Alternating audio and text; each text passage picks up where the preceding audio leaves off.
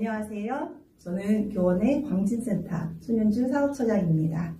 저는 오늘 코로나가 장기적으로 이어질 추세가 전망되고 그 상황에 우리 아이가 학습에 대한 위기가 아니라 학습의 기회가 될 수 있는 방법을 책을 통해서 알아보는 시간을 가져보도록 하겠습니다.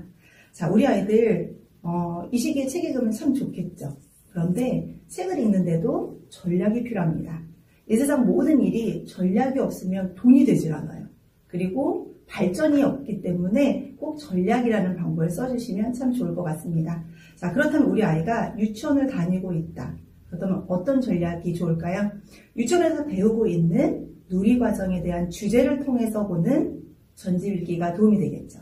우리 아이가 초등학생이다. 그렇다면 초등학교 교과서를 중심으로 한 전집이 효과를 볼 수 있습니다. 자, 그렇다면 저는 오늘 유치원에서는 무엇을 배울까요? 자, 지금 계절은 봄을 향해 가고 있는데요. 따뜻하죠. 하지만 어제 같은 날씨는 굉장히 쌀쌀했거든요. 자, 그러면 오늘 대주제는 생활주제 봄을 가지고 11개의 큰 주제 그리고 소주제는 192가지 주제를 가지고 3년 동안 하는 과정을 우리가 누리과정이라고 하는데요. 자, 그렇다면 우리 한번 세워볼게요.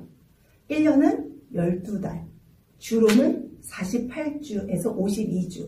그렇다면 3년을 다 합쳐도 150주밖에 되지 않는데 우리 아이의 소주제는 몇 개라고 아까 제가 말씀드렸나요?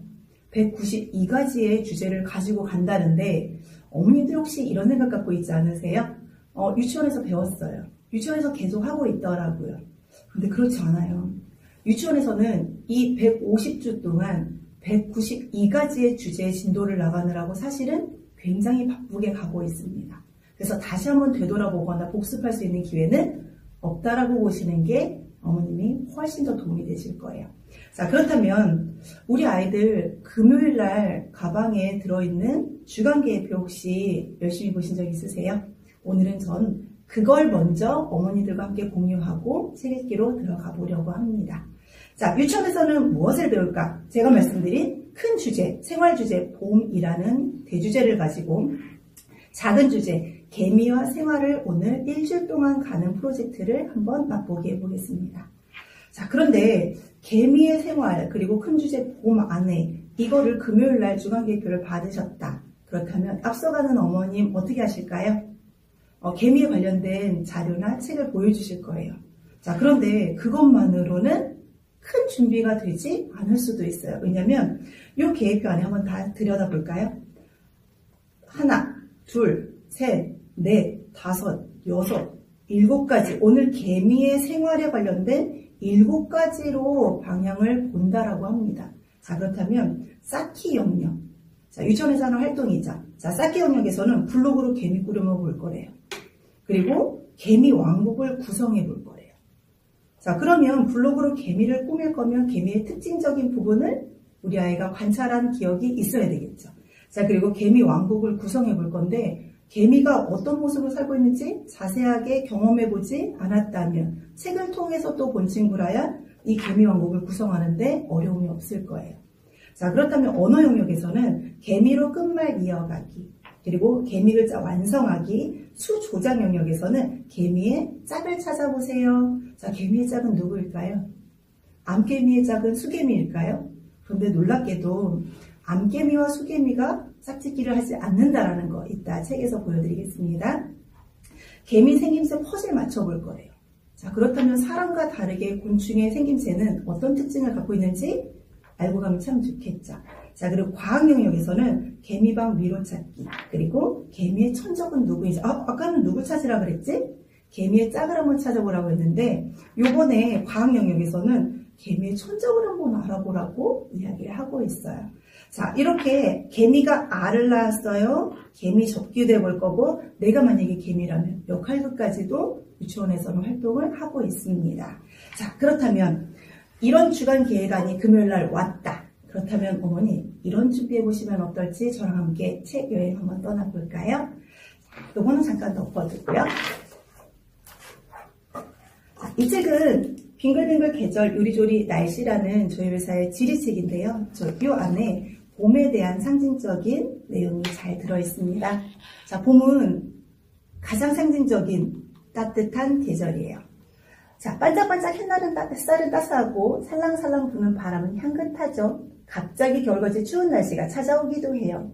마치 꽃이 피는 것을 시샘하는 듯 말입니다. 하지만 그런 추위는 곧 물러가죠. 겨우내 얼었던 땅이 녹으면 봄이 오는 들판으로 달려가 보세요. 자, 우리가 봄하면 떠올렸던 따뜻하기만 한 거랑은 좀 더 범위가 넓게 표현을 하고 있습니다. 자, 일어나세요. 우리가 볼 수 있는 개구리들이, 땅속에 숨어있던 개구리들이, 잠꾸러기들이 깨어나고 있어요. 정말 잘 잤네.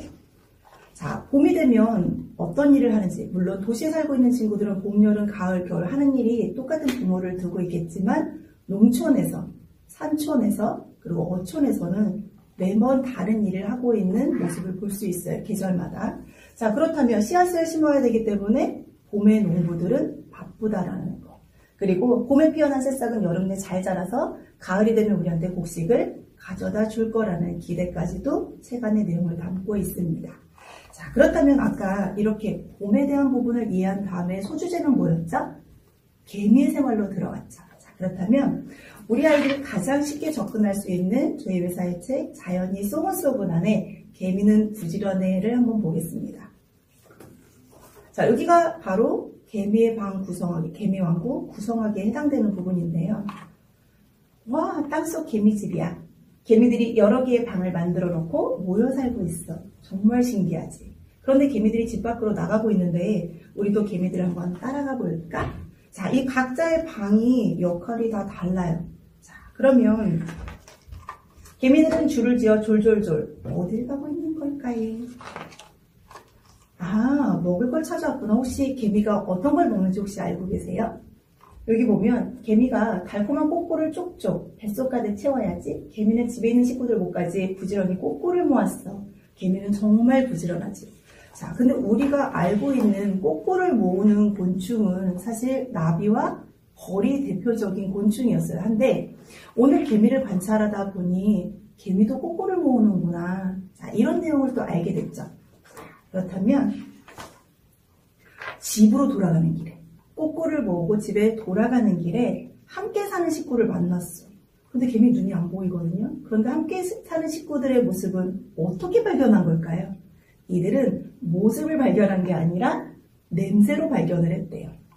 배고프지? 달콤한 꼬꼬를 나눠줄게. 고마워, 잘 먹을게. 개미는 참 착하기도 하지. 자, 그런데 아까 개미의 짝을 한번 찾아오세요 라고 했던 거 기억나세요? 자, 여기 보면 이번에는 진딧물한테 가서 진딧물아 진딧물아 단물 좀 줄래? 개미가 더듬이로 진딧물을 톡톡. 자, 여기 있어. 마음껏 가져가. 진딧물 꽁무니에 단물이 쏙쏙. 자, 그렇다면 이 진딧물은 원래 개미를 좋아하는 곤충일까요? 자, 그렇지 않아요. 자, 이렇게 진딧물을 잡아먹는 무당벌레를 처치해주는 대가로 개미는 진딧물에 단물을 얻어먹을 수 있었어요. 자, 이래서 과학에서는 이런 관계를 친구라고 하지 않아요. 그래서 공생이라는 관계를 쓰고 있는데요. 자, 그렇다면 당연히 진딧물의 천적은 무당벌레가 되겠죠. 자, 이렇게 자연스럽게 친구와 적을 구분할 수 있는 내용을 전집에서 얻을 수 있게 되거든요. 자, 그렇다면 요거보다 조금 더 디테일하게 들어갔다. 나는